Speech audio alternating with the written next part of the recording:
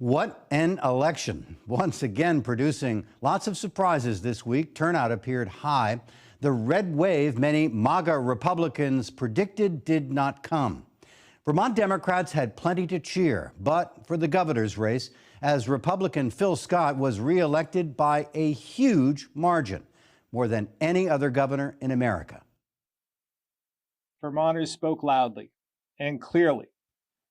They want their leaders to focus on the economy, affordability, and protecting the vulnerable.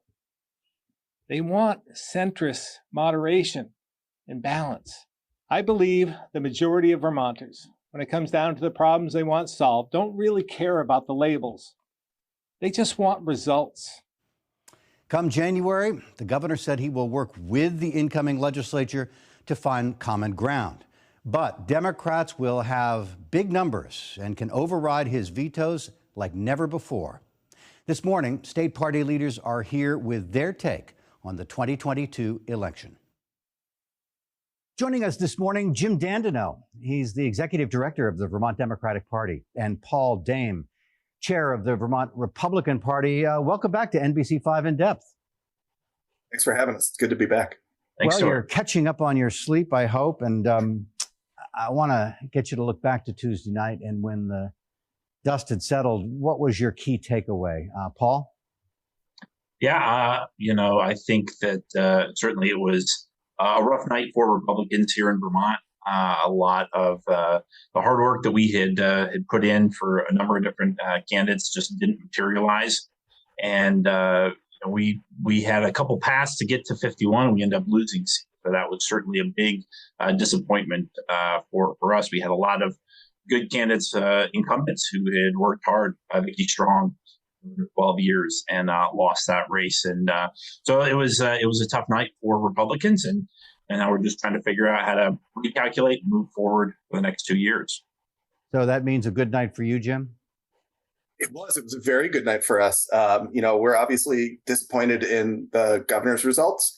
We thought that Brenda Siegel ran a very strong campaign, did a great job of providing a contrast to Governor Scott, but just couldn't get her message out to enough people in time. Otherwise, it was a spectacular night for Democrats up and down the ticket. We're sending our first woman to Washington, D.C. We elected our first woman attorney general, and we picked up 11 seats in the House and held in the Senate. And in the process, mirroring some national trends, we turned back far-right extremists all over the state, election deniers, folks who participated in the attempted insurrection in Washington. And it just feels good to have been able to kind of protect our neighbors in that way. Well, on the state race, the Democratic sweep, but for the governor's race in which the governor in this very blue state has clearly lost none of his mojo. Paul, a 3-1 victory for Phil Scott, and it wasn't as if Brenda Siegel had no money. She was advertising. She was out there. She had this,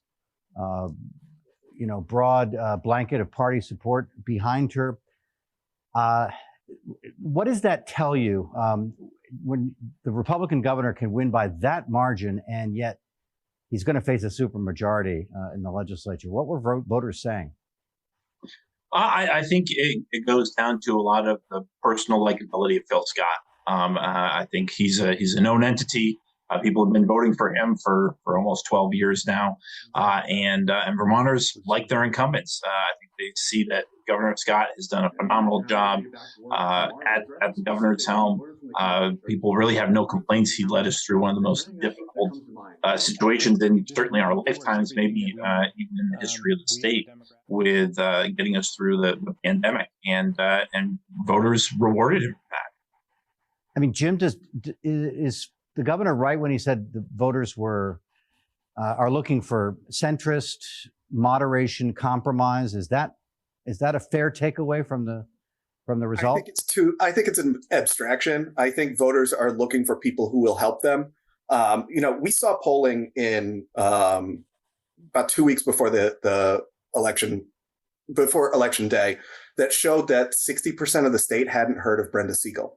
So and it's tough to convince people that you're going to do a better job of helping them make their lives easier when more than half of the state doesn't know who you are and running against an extremely popular, long-term incumbent.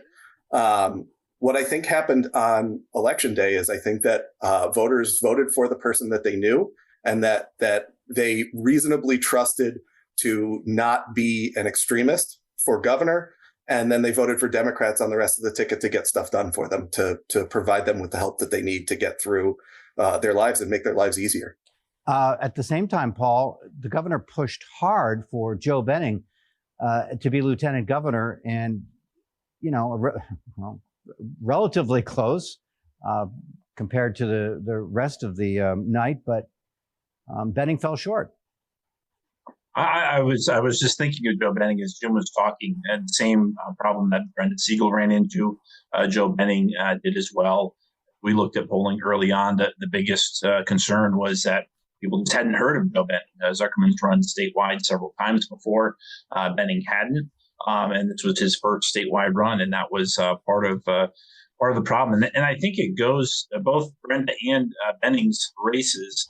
I think are sort of symptomatic of the problem that a lot of voters have is they tend to stay in a bubble, and it's really hard to penetrate that. I think some of the things that we look at in terms of how you're reaching people, people listen to, even folks aren't consuming sort of mass media the way that they used to. People listen to their own podcasts, things like that, and so it's presented new challenges for campaigns and candidates to try to get into that. And on a statewide race, you can't go door to door like our House and Senate candidates do. So I think that was, Benning ran into that same sort of name recognition problem that Siegel did, but just on the Republican side. We're looking at some of the takeaways from this week's election across Vermont with the two major party chairs. We'll take a break. We'll be right back.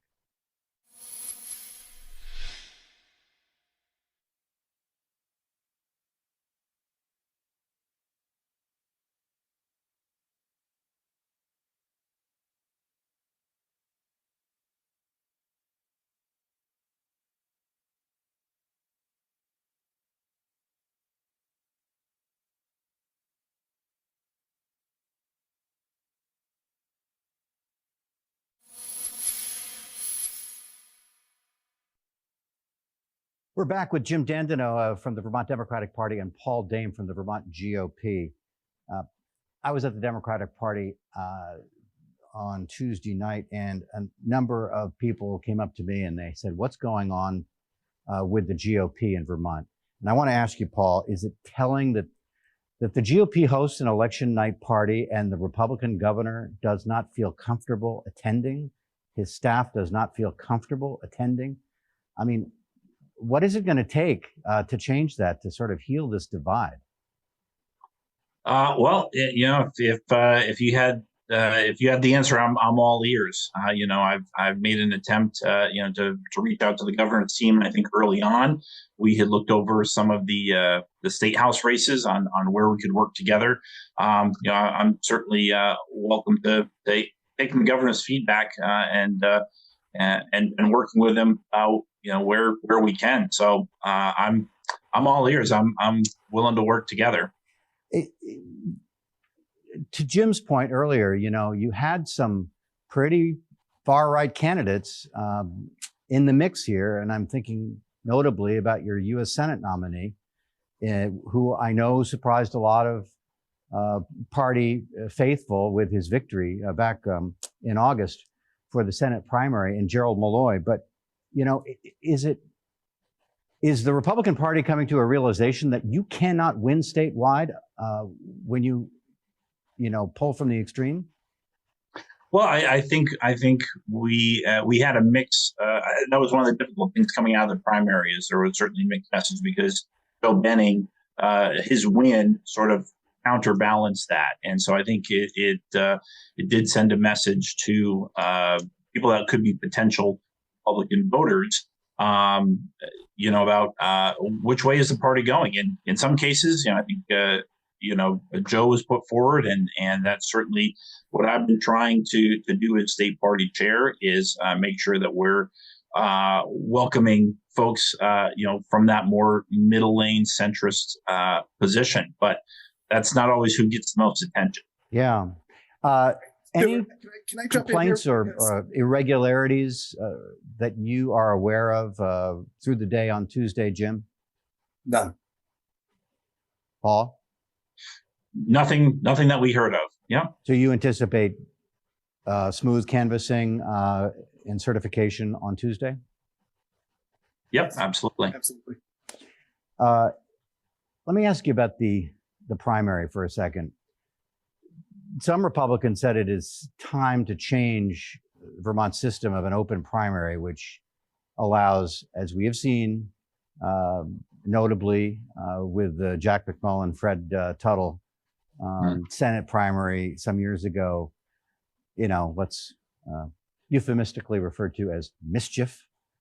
We don't have party registration in Vermont, and I'm wondering whether either of you have any appetite to make a change and what it would take to make a change to a closed primary with party registration so that, only Republicans could vote in the Republican primary and only Democrats in the Democratic primary. Jim? This is obviously part of a broader conversation that our legislators are going to have, but my personal opinion here is we make it very easy for people to vote in Vermont in both our primary and our general elections. And that is something that I think needs to be a priority when considering any changes to our election system. We want people to vote. We want more people to vote. We want it as easy as possible for them to make their voices heard. And, a closed primary system might not be the best way to encourage participation in what's already generally a low turnout election, right? Except for presidential primaries.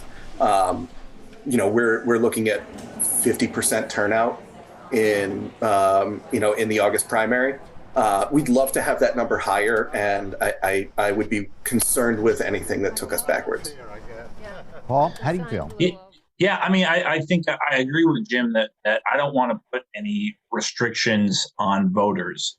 I do think in terms of people getting involved as candidates for a party, there really needs to be some kind of metric over there. I think the fact that somebody can come into the Republican primary who is very public by the fact that they're not a Republican, and people, getting a ballot, making a lot of assumptions who maybe haven't heard about the campaign, makes it difficult. So I think the parties need to have some element of control over who's running on their ballot.